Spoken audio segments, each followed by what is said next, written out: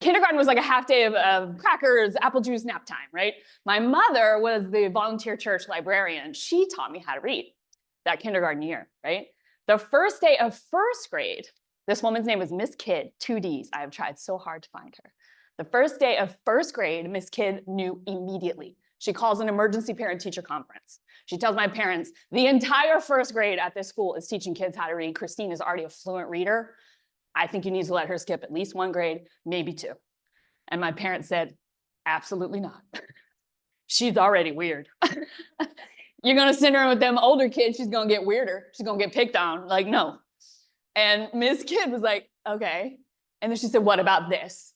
And she knew about an exam that the district had that would allow me to be bused across town, right, to the academy. And my parents never would have had the cultural capital to know about this exam, right? It was Miss Kidd who knew, and it was Miss Kidd who arranged for me to sit for it. And when I did well on it, right, I get into this academy across town, which feeds into the academy middle school, which feeds into the full international baccalaureate high school, right? So it was basically decided at the age of 8 because of this one woman that I was on my way to college. But we shouldn't think that that's okay, right? That it was like luck that this one woman advocated for me. This woman is amazing, right? But luck shouldn't decide our kids' educational pathways, right? And as Obama would say, nobody's zip code should determine anybody's destiny, right? So the power of teachers is that you put a really high quality person in front of kids. You make more Miss Kids, right? So that everybody has the path to educational success, right? And we have data on this. We have a lot of research on the importance of teacher quality because it is a variable of schooling that is significantly impactful to student outcomes, right? In fact, many people argue that there's no measurable aspect of schooling that matters more than the quality of the teachers that we put in front of our kids, right? And we are all here in this room because we recognize that there are persistent and unacceptable educational opportunity gaps in our country. And if my entire career, right, is devoted to addressing that particular path to closing the educational opportunity gaps, right? So just to throw a few pieces of research at you, there's obviously a lot here, right? Students with teachers with consistent value add regarding test scores are more likely, they follow these students. They're more likely to graduate from high school, go to college, be employed, make higher wages. Teachers with consistent value add regarding measurable behaviors, right? So that's stuff like absences, suspensions, grade repetition, have large impacts on high school completion and other long-term outcomes. Of course, the greatest teachers do both, right? So like, I believe that relationships are the currency of instruction. So you have strong relationships with your kids. They want to be there for you. They show up for you. They work hard for you, right? And then you push them to achieve more academically than they ever thought possible, right? You don't sacrifice the academic for the personal. You strengthen the academic with the personal, right? So we have research on the teachers who do great things for both measurable behaviors and test scores. And of course, Black and brown students benefit from having teachers who look like them, but white students do too, right? So it's really important that we diversify our teacher workforce. And at the end of the day, we've got to recruit these folks. We've got to recruit these folks. We've got to prepare them well so that they feel successful and that we have a qualified and diverse teacher workforce, right? That ensures all students, not just the lucky ones, right? All students have access to well-prepared, culturally sustaining, loving teachers, right? Shout out to Dan. That should come up. Nope. Where is he? Oh, he's down at the bottom. He's being hidden by Zoom. I have a little thank you to Dan Calder. I swear it's in my slides. He's great. He did a recent seminar I wrote that I pulled a lot of this more recent research from. But the point is, my friend Cory Booker says, in God we trust, but anybody else bring me data, right? So like that, we have lots and lots of research on teacher quality. So let's zero in on our particular context, right? So why are we doing this? So New Haven Public Schools is not special in this regard, right? The big districts across our country are experiencing teacher shortages. But just so you have an idea where we are in New Haven, this school year, we started with 77 classroom teacher vacancies, right? And 42 of them were in 3 content areas alone: math, science, and special education, right? Lots of reasons for this. Lots of reasons that districts struggle to recruit teachers, to keep teachers. But one of them is the high cost of getting prepared students right? The state of Connecticut requires, obviously, a teacher certification. In order to get your professional certification, you must have a master's degree. And the cost of teacher preparation is high. It's a lot of money. So we're asking folks sometimes to borrow tens of thousands of dollars to get certified to do a job that, let's be honest, right, doesn't pay that well. So that's a big reason why we're here today to talk about this investment, right? So I am so honored that the president of one of our partners is here today, Dr. Dwayne Smith.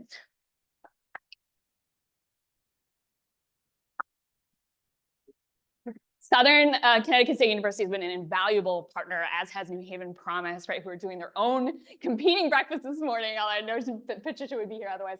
And then, of course, New Haven Public Schools, right? So this is a four-way partnership that has been in the works from before I even started this job on August 1st.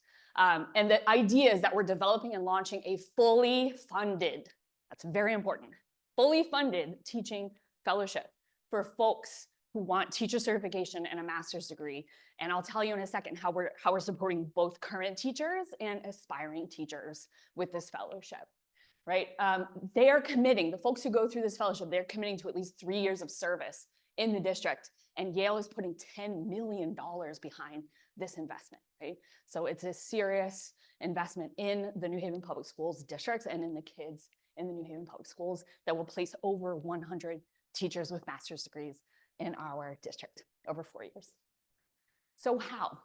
So we're designing it right now, right? So our MOU was recently signed. We had our launch last week, but we are designing the day-to-day right now. But this is getting cut off again, I'm sorry. So the fellowship's design, this is all you need to know, is informed by a lot of research on the effective practices of the residency model of teacher preparation, right? The residency model popped up in the mid-90s.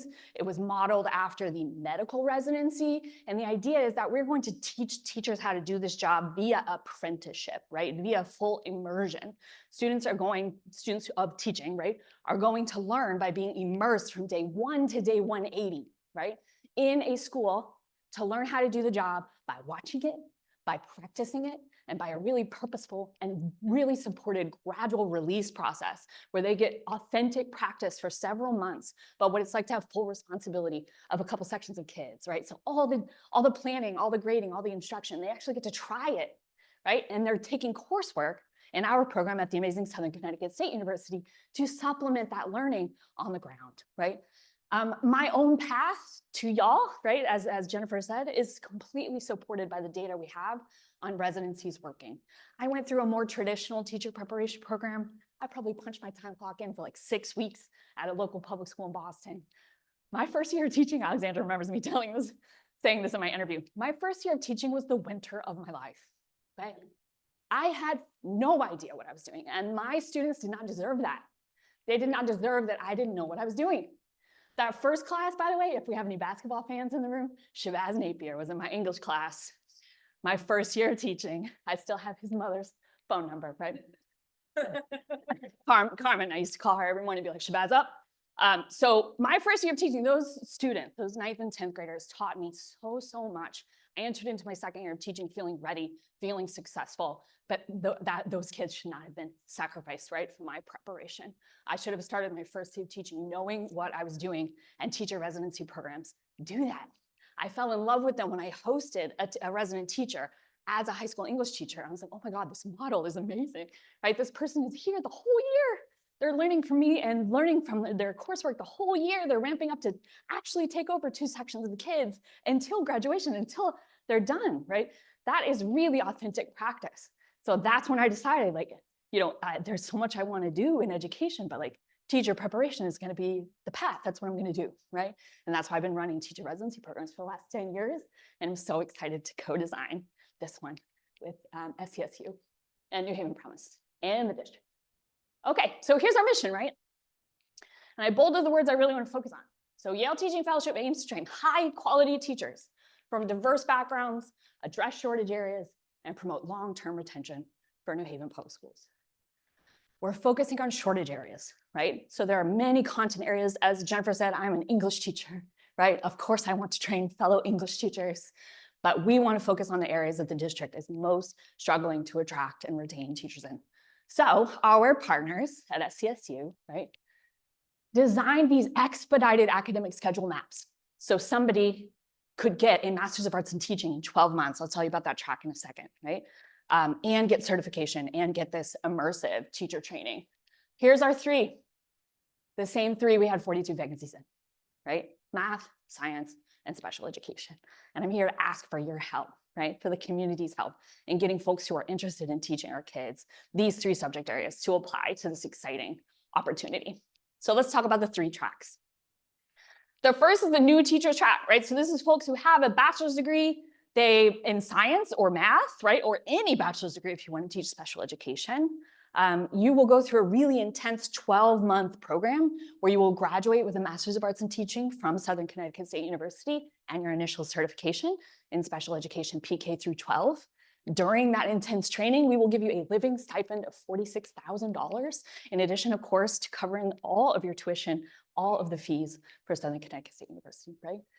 The idea, y'all, you want to teach, you don't have to borrow a dime. You don't have to borrow a dime, right? We will make sure that you get the training you need, high quality training for no money, right? That is really, really important. They'll have 20 hours a week in the fall, right? So they're full-time students in the summer and then full-time students in the fall. We will create a purposeful schedule for them of 20 hours a week that includes those two sections they'll eventually take over in the spring. That'll be their fall immersive experience in the school. In the spring, they'll be there full-time, right? As a true residency model. That is, oh, hi. Hi. I don't know. I'm sure she was trying to fix something now. What could the second track be? The suspense. Yeah, exactly. Doing good on time. It's okay. I mean, we don't need the PowerPoint. I'll just tell you, right? The second track, it's coming. Oh, it's coming back. Okay. I lost my clicker. Okay, here we go. Track 2, paraprofessionals and support staff. This is so exciting, y'all. This is for folks who have always been my favorite pipeline for a teacher residency program. These are folks who are in the school. They've probably been in the school for a while. They love the kids. They know the kids. They know that they want to teach. Perhaps for financial reasons, they've never pursued it, but they know exactly what they're getting into and they're deeply committed, right? So this is for full-time current paras or student-facing support staff roles, right? This model is 2 years. So the first year, they're going to hold on to their current job, and we will figure out how to make some kind of gradual release process where they're learning, right? They're doing things that a para doesn't normally do, maybe to get up in front of kids and practice teaching, do a little grading, do a little instruction, right? They're getting that practice while they're taking coursework at Southern Connecticut State University, right? The second year, y'all, they move into a teacher of record position, right? Through what the state of Connecticut calls a residency educator certificate. So they're going to get a probably special education, could be math and science too, right? But they're going to get a full-time position in the district while they finish up their coursework at Southern Connecticut State University. And they graduate at the end of 2 years with a Master's of Arts in Science and an initial certification. Really cool thing about this one, of course, is that first year, while you hold on to your current paraprofessional role, the average salary of a para in New Haven Public Schools is like $26,000, right? So we're going to fill that gap, and we're going to make sure that they have that $46,000 living wage, right? So it'll be $46,000 minus whatever their current salary is, right? That's track 2. Track 3, current teachers, right? Folks who are current full-time teachers in the district who are certified in anything other than special education and are interested in getting a special education cross endorsement, which just means a second certification, right? So again, we will fully fund their Master's of Science in special education and that cross endorsement. And of course, all 3 paths are through Dr. Smith, Southern Connecticut State University, right? And all 3 paths include a commitment that in exchange for this funding, you will move into one of these high needs areas, right? Take a full-time job in math, science, or special education and teach in that position for at least 3 years. This whole time, my job and then someone else we're gonna hire is to have wraparound support for these folks, right? So in addition to the obvious support that the coursework provider will provide, Yale will provide, cohort gatherings, extra professional development, right? One-on-one check-ins to ensure that these folks are on track, feeling okay, feeling fully supported. And then once they become teachers, we continue that support, right? Because everybody knows that first year of teaching, even if you're ready for it, right, is really hard. So we're gonna make sure these folks feel supported so that that retention goal of 3 years becomes 5, becomes 10, right? These folks move into admin positions. That's what I've seen residency models can do, that these folks become fully invested in the district, right, and stay long-term. Okay, so this is the nitty-gritty, right? This is stuff I want you to know so you can pass on as you post on social media and tell your folks and encourage them to apply. So we especially welcome applications that will increase the district's teacher diversity in the following areas, right? Candidates from groups currently underrepresented in the district's workforce, right? 90% of New Haven public school students identify as non-white. Only 30% of New Haven public school educators do, right?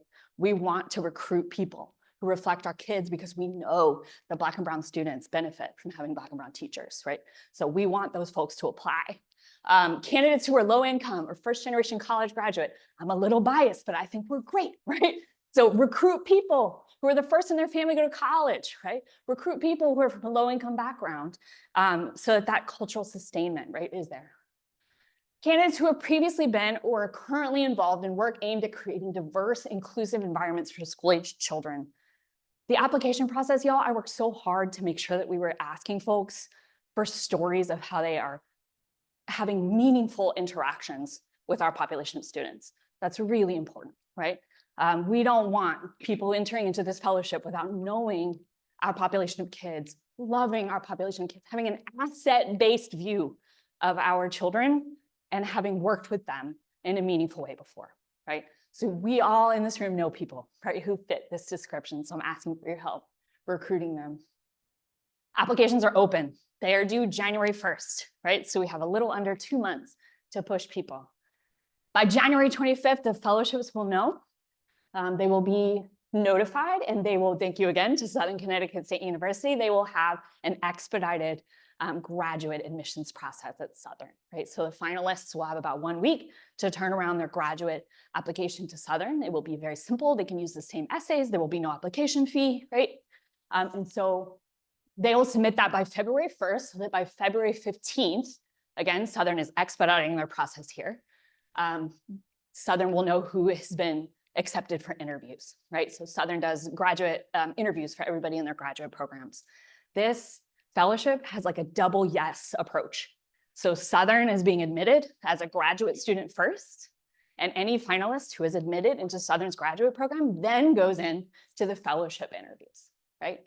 And then that is how we will decide, right, which 26 folks in our inaugural cohort will receive the fellowship. So those folks will know by April 15th. They will have until the 30th to accept. They will have to take the Praxis Core, which y'all might not be familiar with, but it's an exam that the state of Connecticut requires. There is no passing score, right? But it's a test that the state requires teachers to take. You can waive it if you have a high enough score on SAT or ACT in the last 5 years. But folks will have to take the Praxis Core. We will cover the cost of taking that exam, right? So that has to be done by May 15th, if applicable. And then May 27th, y'all, it starts. Our inaugural cohort will begin May 27th, summer classes at Southern Connecticut State University. All right, we have flyers. Where are those? I'm gonna pass those around. We have flyers. We would love for y'all to spread the word. Our partner, New Haven Promise, is hosting the application itself, right? So Southern and Yale have pages up about the Yale Teaching Fellowship, but New Haven Promise is really the main site, and that's where the application is housed. The application is cool in that you can start it and save it. So folks can work on it over the next 2 months. The essays, there are 3 of them, and I worked hard to make sure that folks could submit those in writing or via video, right? So whatever way they feel comfortable telling us their answer to the 3 essay questions, okay? So that QR code leads to New Haven Promise. Again, January 1st, tell your people, right? January 1st is when the application closes. We'd love to get a giant pile of applications. And I am right on time for Q&A.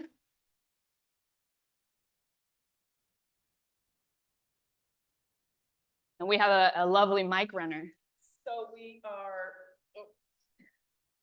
we are going to open the mics on Zoom, and we have this handy mic to pass around if you'd like to ask questions. We just ask that you speak into the mic so that people in Zoom land can hear you. Would you? We Dr. sure do. Smith. We sure do.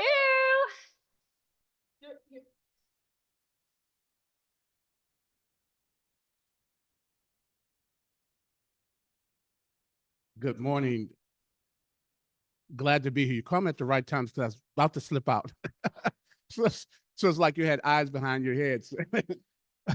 But we are so excited to be a part of this life-changing collaboration. As you know, Southern Connecticut State University started off as a normal school teachers college to train actually women teachers. And I always say that this is unique because during that time period, education was not an opportunity for all people, particularly for women. And so 2 of our 3 founders were women, and that first class was predominantly women. And so we believed in equity and social justice even before that was a tagline. And so this particular program will literally transform what we do in New Haven. There are a lot of wonderful ideals and we know the research, but the money is not behind it. And I spoke at the last kind of opening event, and when the president of Yale announced $10 million, people kind of sat there like she said $1,000. So you think about the barriers to higher education, the number one barrier is the lack of financial resources. So this program will provide full scholarship, but also a living stipend. And so I want to encourage everyone to go to your churches, go to your mosque, go to your synagogue, wherever you go, how you hang out, to let individuals know about this tremendous opportunity. I'm thankful to Yale for the partnership. We're excited at Southern, and we're going to transform the lives of these educators, which in turn would transform the lives of the little scholars that they depend upon. Thank you so very much for being here. Thank you so much, Dr. Smith.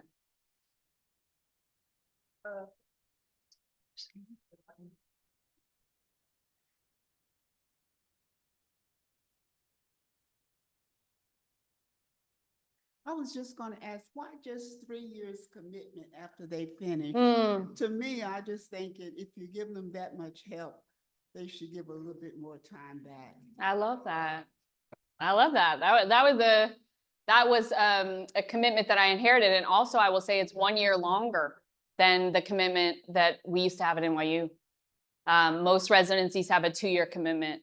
Yale is asking for 3. And of course, these folks I'm going to know personally, right? I'm going to have their cell phones. We're going to talk all the time. So these are folks that are going to have a hard time leaving the district after 3 years, right?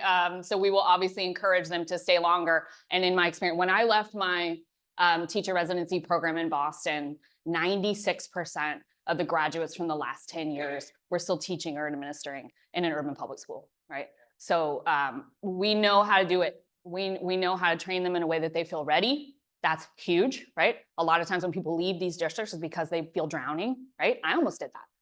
They feel like they're drowning. They feel like they don't know how to do the job. They feel like they're not successful, right? They're often overachievers who aren't used to not being successful if they try at something really hard. So the residency model allows us to prepare them in a way that they feel ready and successful. And that's so key to retention.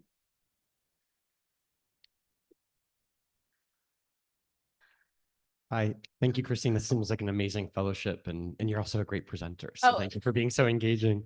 I have a question about the kind of demographic makeup of the applicants. I was just wondering if it's going to be a lot of people from the New Haven area, if it's got this kind of larger scope in terms of geographically. And I'm also wondering about the age demographics too. Are these people who are coming right out of college and looking for what's next step? Are these people? I know a fellow data nerd when I see one. I love this stuff. And let me tell you, I'm going to watch those demographics as they roll in very, very carefully, right? Because our recruitment efforts now are obviously maxed across our 4 partners, like trying to get the word out as much as possible because a lot of folks don't even know this exists yet, right? And then based on the demographics of our inaugural pool, we can pivot, right? We can change those recruitment efforts for our future cohorts. But the true answer to your question is, I don't know yet, right? But I will tell you that again, you saw in the 3 tracks, we have 26 total, and 16 of them are held for current New Haven public school educators, right? So we know that those folks are here. already that they want to stay. The 10 new teachers tracks could come from all over, right? We know we have current Yale undergrads who are interested, right? Who will apply to that, but we are also recruiting widely across our partner higher ed institutions or in the New Haven area, but also nationally, right? I was on a call with somebody yesterday who wants to move to New Haven for this, right? And like, so we have no idea yet, but we're hoping it's going to be a wide net. So Yes. this is, It's okay. I'm just telling you, the mic runner has a lot of options here. We'll get to your question. My question to you is, excuse me, when you have training, are you going to train people how to treat, because there's a lot of children in New Haven that have different personalities, Mm-hmm. and it's kind of hard. So do you have a training for that? And my second question is, you're only hiring new teachers that are already on board. They can't apply for this program. Those are my two questions. Sure, thank you. Let me answer the second one first. So track 3 is for current teachers. I want to be really clear about that, right? So track 3, 5 spots a year are held for people who are currently employed as teachers in New Haven Public Schools. They don't yet have a master's degree, right? Which the state of Connecticut requires for professional certification. And we will fully fund that master's, right? That master's of science in special education and that cross endorsement in special ed. So one track is totally devoted to current teachers in the district, right? The other 2 are devoted to recruiting folks who aren't teachers yet, right? Paraprofessionals and student-facing support staff, or folks who just have a bachelor's degree and really want to do this work, right? The first question, oh my God, so important. So this is what I was talking about with the culturally sustaining stuff, right? Like making sure that the folks who enter into this program know our kids, love our kids, and are able to teach our kids in such a way that is culturally sustaining. We are working very closely. I know he had to bounce, but we're working very closely with Southern Connecticut State University to ensure that that coursework is thick in that. They don't just take one class, right? Like it is a through thread, like a strong through thread in the entire master's degree, how to teach the whole child, right? How to be a culturally sustaining educator. That's so important. And I will also tell you, my admissions process is focused on that too, right? I'm not going to admit anybody who thinks this is missionary work. I'm not going to admit anybody who thinks that our poor kids need to be saved, right? Like I need an asset-based view of our students and making sure that they're coming in knowing those strengths and wanting to bank on those strengths to push them to excellence, right? That's going to be really important to me. Okay, thank you. Yeah. Yeah, I got you. so this is a follow-on to the first question. What kind of long-term program evaluation do you anticipate? It will be great to have the participants here for 3 years. Not so great if they're poached by other districts. Yes. This has been a real problem with New Haven Police Department. And it'd be even worse if they're so frustrated with New Haven Public Schools that they leave the profession after 3 years. Yes. Oh my goodness. Yes. Again, data nerd, right? I'm a data nerd. So that I'm going to be following them in multiple ways, right? So there's going to be the quant data of their performance as teachers and also their retention and where they're placed and where they're located, right? What the principal has to say about them. There's also the qual data of the continued relationship I'll have with them. They will get surveys, right? Multiple surveys during their residency year, but then surveys as they continue. I'm going to track them extremely closely. Anybody who leaves the district, anybody who leaves teaching will have an exit interview with me. Like I want to know why and what the program could have done to obviate that. That's going to be really important. And I've done that in every one of my last positions of teacher residencies, because if we're going to talk the talk that these kinds of programs allow us to retain folks, right? If that doesn't follow through, we need to know why, right? What do we need to change to make sure that that happens? But I am with you 100%. That would be really disappointing if we lost these people after 3 years, right? Or if they got poached by other districts, or they didn't actually feel ready and that's why they left, right? That we will track that, we will respond to that for sure. Can we get this question that he's been patiently waiting? Thank you so much. Yeah, of course. Good morning. Good morning.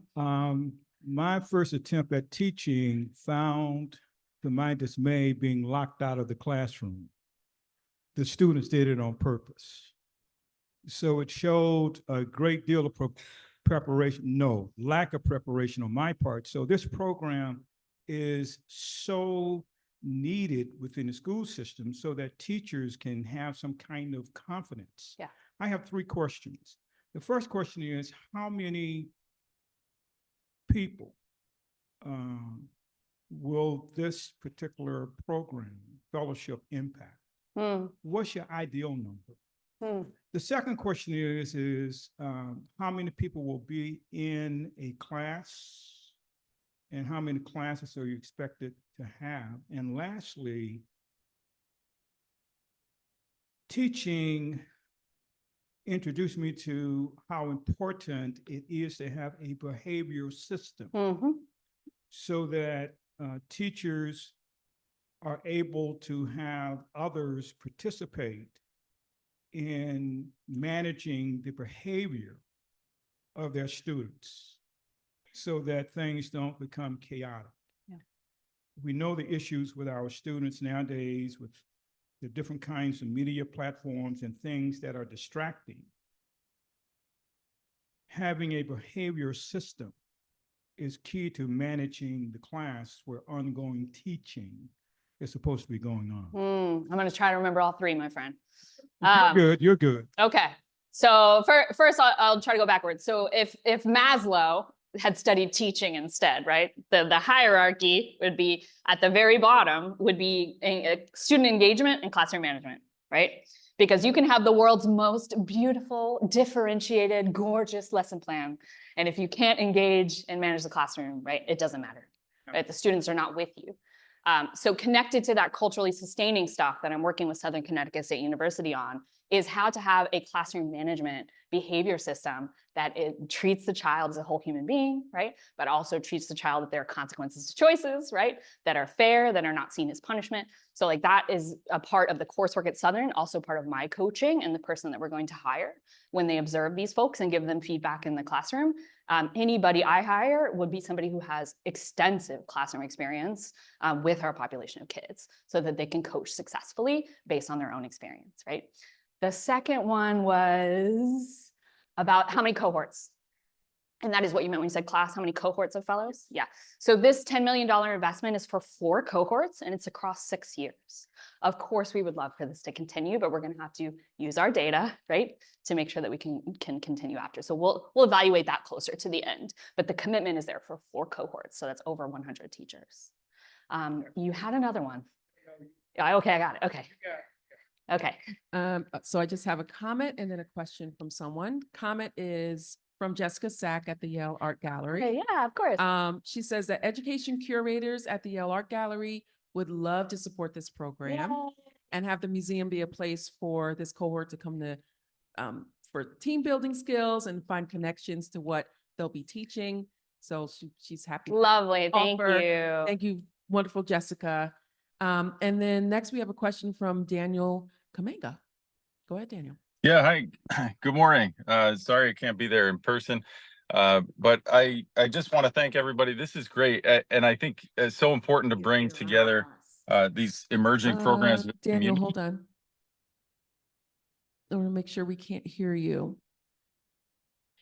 Okay. You know, would you like to put your question in the chat? It's not coming through for us. Sure. My apologies.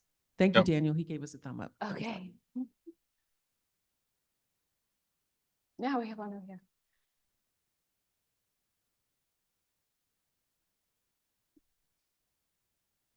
Hi. Thank you for your time. Hello, everybody. My name is Jameson Davis. Good to meet you. So I have a question regarding maybe a different path in terms of I come across quite a few of individuals that have their master's degree. For example, I have my master's in environmental law and my JD. Is this program something that for somebody who might already have some of the requirements where they can come in and still learn how to be a teacher? For example, I coach Little League football. I, created youth programs since I was 17 years old. Yeah. So in terms of the kids, that's not, behaving kids, handling kids are my kids. Yeah. I love that. I'm a kid myself. But I would go into that first year teaching probably the same way you did. Yeah. And so this fellowship would be something that I'd be very interested in terms of letting other folks know about it. So I'm just wondering, I didn't see anything for that track of people. Thank you. And I know obviously in populations of color, Black populations, we have very educated folks. Yes. And so I would love to find out more if they are inclusive in this or potentially excluded. Yeah, I love that. I love you. I'm going to give you my card and let's talk. career changers is what I would consider somebody like that, who's maybe pursued something else, a different path, and has always thought about teaching, is interested in teaching. Those are some of my favorites too, right? I've had plenty of those folks go through the residency program. This particular initiative, unfortunately, is focused on people who don't yet have a master's. And partly that is because Connecticut requires one eventually. And so we want to make sure that the pipeline is for folks who don't yet have that critical piece. So this particular fellowship, no, somebody who already has a master's would not be eligible, but let me tell you, I have lots of places to send you, right? So if you want to pursue that, I am more than happy to help.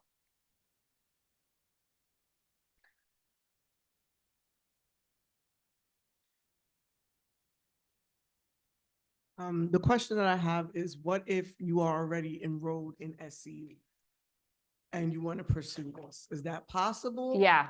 I did get an email from someone the other day who had just been admitted Yes. into a different path at Southern. And Yes. basically we talked and I was like, you just decide, right? Okay. You decide if you want to continue it through the traditional program that you were already accepted to, or Yes. if you want to pause. And I mean, you're obviously guaranteed admission, right? Through the Southern's graduate admissions process, because you've Yes. already gone through it successfully. And I could also probably work with Southern. I can't speak for them, but I could probably work for them Okay. to move those application materials, right? So she wouldn't have to apply again. Okay. If you're asking about somebody who's already well into it, that gets a little trickier. I would have to work with Southern to see if we could transfer coursework, right? In a way where it made The sense. special education, because I currently attend. Let's talk. Okay. Let's talk. Okay.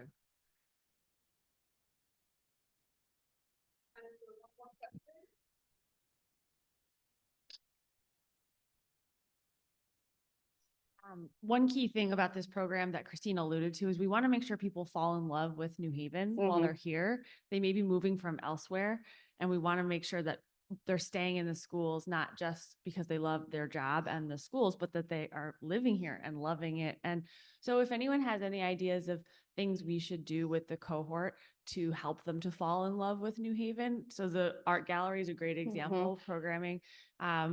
I don't know, I personally live in New Haven's ice cream shops. That's, you know, a very basic thing, but I 3 times a week I'm touring I have little kids, so it's not just me, but I partake in some, anyway, silly things like that. But whatever you find to be the thing that makes you love it here, that makes you want to stay, we're open to ideas of bringing the cohort to those places in the community that are not obvious, that should make them really fall in love and stay here. Yeah, thank you. And then I don't want to lose the one in the chat. Did it come up? Okay.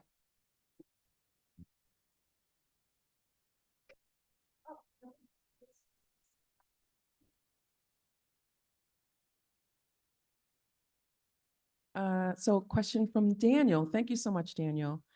Daniel says, thank you for bringing this conversation to the surface. There's clearly an extraordinary amount of work and prep that led to this moment. We should name that. Thank you and celebrate the moment. His question, will there be ways to support community engagement and connections? For context, Experience Corps is a community program that is laser focused on K-3 literacy and can be leveraged as a more active partner for teachers. What are the pathways to elevate awareness, engagement, and support to elevate the ecosystem for these emerging educators? Oh, I love that. Great question. Yeah. Thank you, Daniel. And Daniel, I would love to talk to you about a potential partnership. So my email address, I think we lost the slides, but my email address is just christine.gentry@yale.edu. So please reach out to me. There are also several nonprofits in our city, so many, right? Nonprofits in our city who are doing work with students and school-age children. They are an amazing pipeline for track one, right? So if you know any folks in those nonprofits or run one yourself or involve one in yourself, we would love to recruit from those folks who are doing meaningful work with our kids already, right? Thank you all so much. Appreciate it. So thank you so much to the wonderful Dr. Gentry. She is going to hang out. I'm sure you have tons of questions, so please come up and say hi. We hope to see you next month. Thank you to Zoom World for joining. And make sure you sign up on our newsletter list if you did not receive a notification. Thank you. Enjoy your day.